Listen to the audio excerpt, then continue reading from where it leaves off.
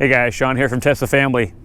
Thanks for joining me for the second video in my series of seasonal production data for my Tesla solar panels.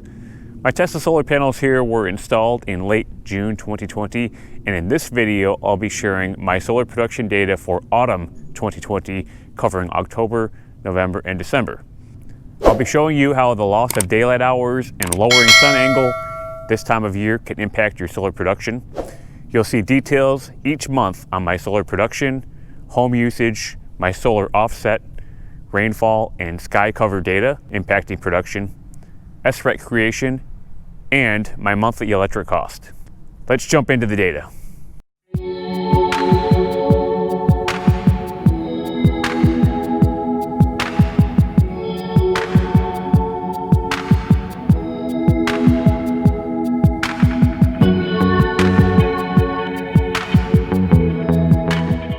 Let's talk autumn production from my Tesla solar panels, starting with October 2020.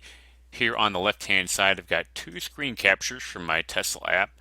The left showing energy usage, which shows a bar chart of my daily solar production through the month of October, and on the right, the impact showing my energy offset and the percentage that I was self-powered through the month. Moving over to the monthly stats on the right-hand side, for the month of October 2020, I produced 647 kilowatt hours, which was an energy offset of 86%. You can see that here on the right-hand screen capture.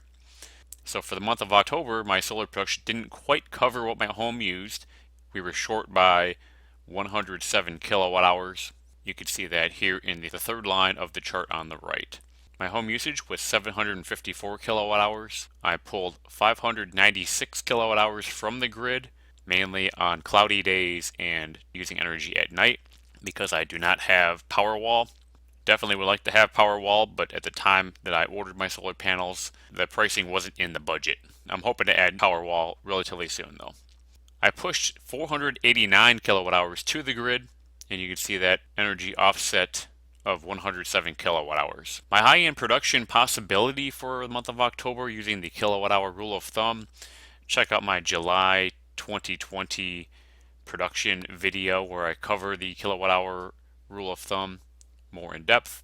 The high-end production possibility would be 1,172 kilowatt hours, and that would be if every single day of the month was full sunshine. Obviously that's not completely possible, but it does give you a high-end range. And on the low-end range, the low-end production possibility, 703 kilowatt hours. So for the month of October, I did fall short of even the low-end production.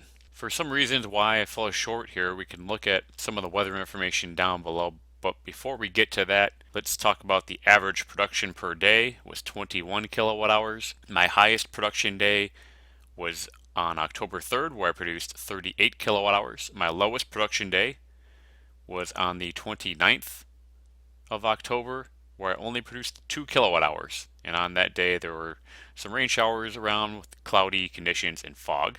Now we can get into the weather a little bit. The average percent of normal rainfall for the month was above normal, 128%. And the average sunrise to sunset cloud cover was 60%. A little bit more cloudier than not for the month. That may have contributed, or it could be that for my latitude, this kilowatt hour rule of thumb from Tesla doesn't quite fit my location. Total lifetime production starting from July 2020 is now 3,365 kilowatt hours. I did produce enough at the end of October to add another SREC on. If you'd like to know more about SRECs, check out that video at the link above. I earned $70.50 from that SREC, and now I'm up to a total of 3 SRECs and a total of $212 back in my pocket that my system has generated. My utility bill for the month of October only cost me $7.50. Since I didn't show the impact graphics in my summer production video, I want to pull those up now. So here's the impact graphics for July, August, and September, and I wanted to really compare the energy offset here. You could see that for each of these months I was able to overproduce what we needed for my home, thereby generating a nice credit going into autumn and winter seasons. So in July, a 123% energy offset, in August a 107% energy offset, and in September a 114% energy offset. Moving on to November 2020, you can see that my production is going down as the days get shorter and shorter and the sun angle gets lower and lower in the sky. Only 545 kilowatt hours for the month. My energy offset was a little bit better here in November, 93% energy offset. My home used 589 kilowatt hours, so we were just short by 43 kilowatt hours. I pulled from the grid 471 kilowatt hours, pushed to the grid 428 kilowatt hours. My high-end production possibility kilowatt hour rule of thumb was 703 kilowatt hours, and the low-end production possibility is 227. So for the month of November, I fit in nicely here in between the high and low end production possibilities at 545 kilowatt hours. Average production per day, 18 kilowatt hours. My highest production day was on November 2nd, where I produced 29 kilowatt hours, and my lowest production day was on the 11th, where I only produced 1 kilowatt hour. There were rain showers around with cloudy skies and some fog.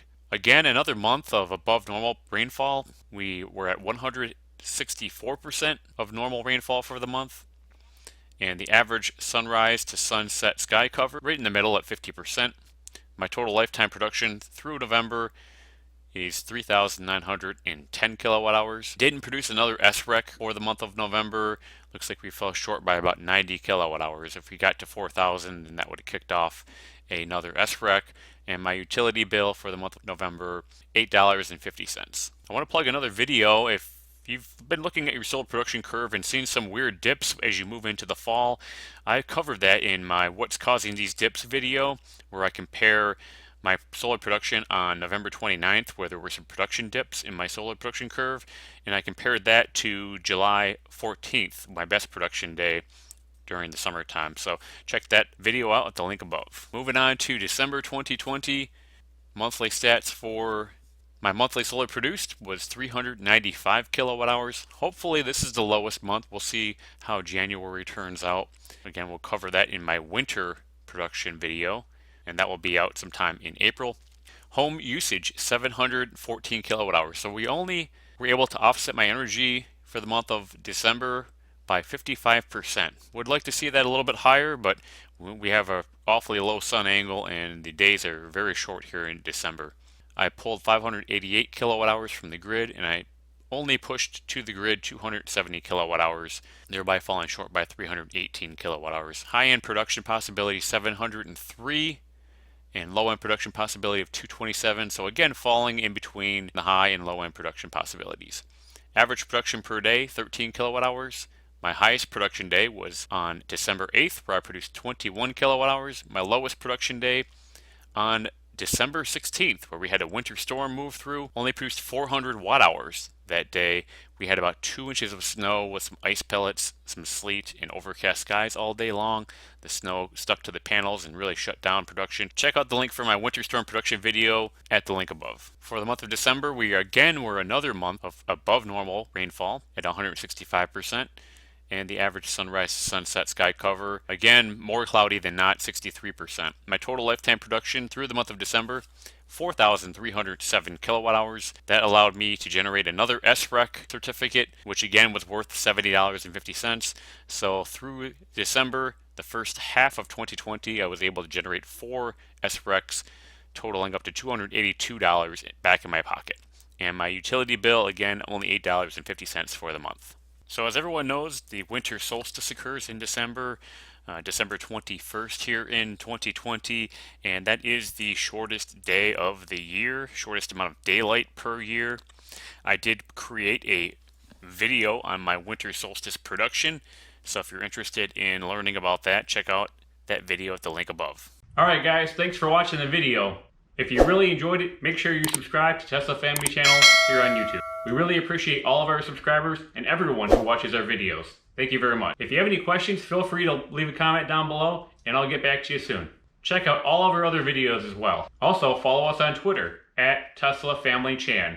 Use my referral code to buy a new Tesla and you will get 1,000 free supercharging miles. Or if you use my referral code to buy Tesla solar roof or solar panels, you'll get a $100 reward after system activation.